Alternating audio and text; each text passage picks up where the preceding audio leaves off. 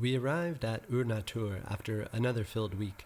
Our quest was to detach from our ever more central internet world and to connect more with the outer world and to become more mindful of it. But just how does one become more mindful?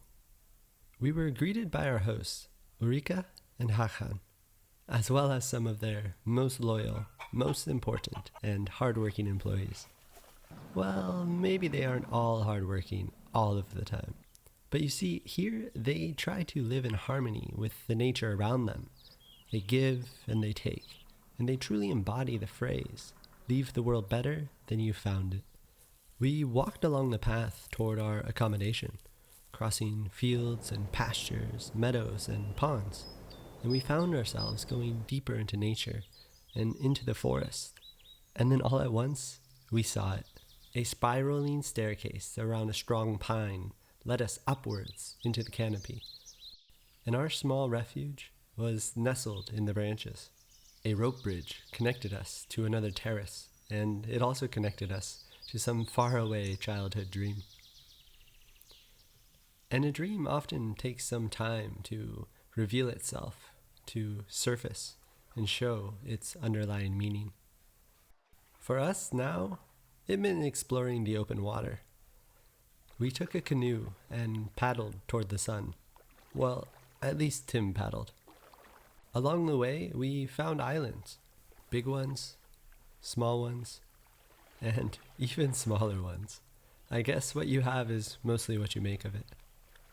Somewhere in the middle, we stopped paddling and simply sat in the water. Our fingertips hanging outside of the boat, drifting and meeting the surface of that other world. A world where we could clearly see the repercussions of our own actions. We came back to a setting sun and set ourselves to cook some food for dinner. Here, the ingredients come straight from the garden, while fresh herbs are still waiting to be picked. The cooking was visceral.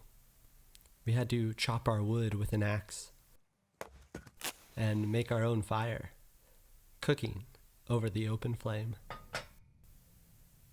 We sat and ate in the last light of the day, and then we made the way back to our treehouse in a faint glow of night.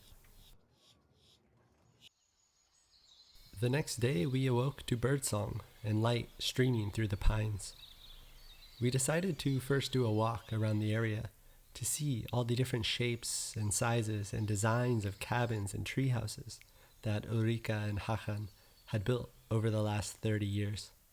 Each one a different vision, a different representation of themselves at different times of their lives. They were builders, but they weren't the only ones. In addition to their livestock, ants, bees, and even sheep had their own part in shaping this oasis. An oasis where we finally found the answer to that age-old question, why did the chicken cross the road? Well, here, it simply could. From there, we reached the community room with its unique crystal-like windows and beautiful wood interior, matching the small lakeside sauna where we properly cooked ourselves. And like after any good sauna, you need to find a way to cool down after it. So after throwing ourselves into the deep water and fire of nature, did we find ourselves? Did we find mindfulness? Well, I think if you can simply sit and listen and observe the way a water skipper skips over the water, that at least you're going in the right direction.